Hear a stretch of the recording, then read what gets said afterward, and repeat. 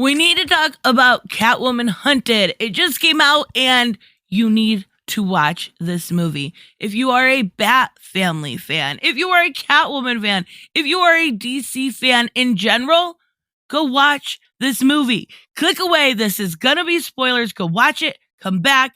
It is phenomenal. I am not kidding. When this was introduced at DC Fandom and they started talking about these new movies they were going to put out, there was Super Sons and a lot of stuff I was more interested in. And I love Catwoman. She is my favorite DC character by far. And, well, Harley Quinn too. But I seen the animation style and I was like, I'm out. I see what you're doing here. You're trying to kind of pander to the manga audience and I'm not really interested. But I was secretly. Like deep down, I still knew it was Catwoman and I still wanted to watch it. And my God, I was blown away. Greg Weisman wrote this story along with a few others, right? But Greg Weisman also does Young Justice. I've heard great things about Young Justice. This just convinced me to check it out. Now, you've also got writers from the original Cowboy Bebop and Lupin the Third. People with actual skills when it comes to anime and manga. And they brought them in. And it shows. Absolutely, it shows. You should watch this movie. Now, spoilers officially starting.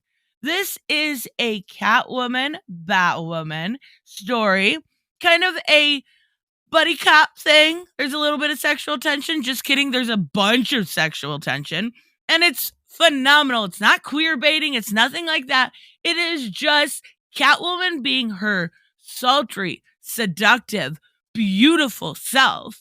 And the animation in this is very different, right? It is definitely made for that audience that loves manga and anime, but it is something that is unique to me, more unique to me, right? So perfect. Now the story is a basic kind of story, right? Catwoman goes in and she goes to this masked party, right? This costume party. She wants to steal an emerald. She gets caught. She gets away. And we see her then obtained by Kate Kane and Julia Pennyworth. And she has to work for Interpol in order to get her record clear. Now, there is a huge twist at the end that this entire thing was planned. This entire thing was planned because so Selina planned this entire thing in order to actually free those girls. I love it. What a great twist. Not very wholesome, but amazing at the same time. Now, there is a lot of really great females in this. Now, I'm not going to lie. When I went through this, we do have Barbara Minerva, and she is head of Leviathan, right? And the entire time, I didn't realize who she was. I thought she was Talia. And that was a twist for me. Shouldn't have been, but it was a twist for me when she turned into Cheetah. I was rather confused. I was still waiting for Barbara to show up. But we also have amazing characters like Nosferatu. Like, I love this story. And when it comes, let's talk about the voice cast a little bit, right? I liked actually getting to see Kirby Howell-Baptiste as Barbara Minerva and as Cheetah, right? And because she's coming up very quickly in the Sandman series. So I like to see what her acting chops could do for it, and she nailed it. Now, I will say Stephanie Beatrice plays Batwoman. She has a very deep voice, and it took a little bit to warm up to. You definitely warmed up to it, but it took a little bit. As far as Julia Pennyworth, played by Lauren Cohen, beautiful.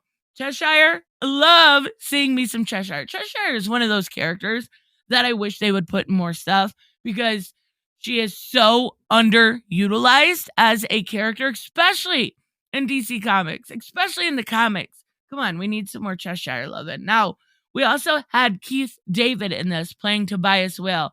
Phenomenal voice actor, phenomenal voice acting throughout this entire thing.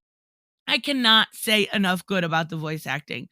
Now, let's talk a little bit about, we're going to go into it. Let's talk a little bit about sexuality. Always a fun segue. Being beautiful and being badass and being everything you wanted within it. And they do not shy. They do not shy away from the femininity. And that is one thing that drives me crazy because it sends the message that it is wrong to have and be beautiful. And there is nothing wrong with that. But this movie embraces that. It embraces it so well. I was actually surprised. And my eyes were definitely even a little bit. So this is a great story. And they bring Solomon Grundy, and I want to mention that specifically because over and over, Solomon Grundy, born on a Monday, and over again. And his design was flawless. Like, I'm just going to sit here and chill if I say too much more, but I really think you guys should check this out. This is by far my favorite DC animated movie, to date. This was that good. I would say before this, I really would probably have picked Justice League Dark, the more recent one, Apocalypse War, and then the first one, right? I love the Justice League Dark characters. This beat that by a lot. Like, we recently had Injustice come out. I did a review of it. It was terrible with a capital T. This is such a nice palate cleanser. Go check this out. Not even kidding. Let me know what you guys think down below. I will see you in the next one. Bye-bye.